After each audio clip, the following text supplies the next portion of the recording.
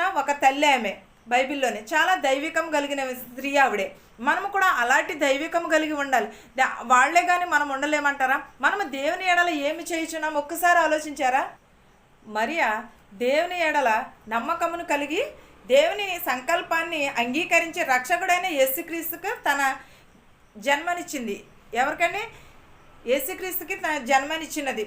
తన జీవితాన్ని దేవుని సేవలోనే అంకితం చేసుకున్నది. అలాగే మనము కూడా మనం సేవ చేయడమే కాదు, దేవుని ఎడల మనము కూడా మన జీవితాన్ని దేవునికి అర్పించుకోవాలి. మనం ఎప్పుడూ కూడా దేవుని ఎడల మనం ఏం చేస్తున్నాము? దేవుని యందు నీకున్న విశ్వాసమును బట్టి ఆయన మనలను దేవుని ఎడల మనకున్న విశ్వాసమును బట్టి ఆయన నిన్ను ఎన్నడను కూడా విడిచిపెట్టేవాడు కాదు. ఆ విశ్వాసమును బట్టే వలన ఎన్ని అద్భుతాలు జరుగుతాయో మన జీవితాలలోని మనం పొందుకోవటానికి. ఎందుకంటే విశ్వాసించేవారు కలవరపడకూడదు. ఎప్పుడును కూడా దేవుని ఎడల మనం విశ్వాసమును కలిగి ఉండాలి, కానీ మనం ఎప్పుడును కూడా కలవరపడకూడదు. దెబోరా జ్ఞానము నేర్చుకోవాలి. మనము ఒక యుద్ధమునే గెలిచి ఇశ్రాయేలు ప్రజలందరినీ కూడా కాపాడుకున్నది.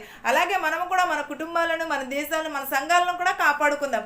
దెబోరా వల్ల ధైర్యం కలిగి ఉందాము. మనం ఎవరు కూడా ఎస్తేరు వల్ల ధైర్యం నేర్చుకోవాలి.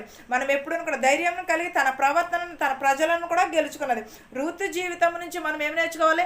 ప్రేమను నేర్చుకోవాలి. అత్తగారిని ఎలాగ చూసినది, లేకపోతే రాజుని ఎవరికి ఎలా చూడాలో అలాగే రూతు మెలిగి ఉన్నది. అలాగే ఈ రోజులు అత్తగారిని చూసేవారు ఎవరును కూడా లేరు. ప్రతి ఒక్కరూ కూడా రూతు వల్లేను, షారా వల్లెను, రెబకా వల్లెను మనము దేవునికి లోబడి మనము దేవుని యందు భయభక్తులు కలిగి ఉందాము. ప్రతి ఒక్కరము కూడా దేవుని ఎడల నమ్మకమును, విశ్వాసమును కలిగి దేవునిలో లోబడి బ్రతుకుదాం. ఈ వాక్యమును మీకును మాకును మనందరికీ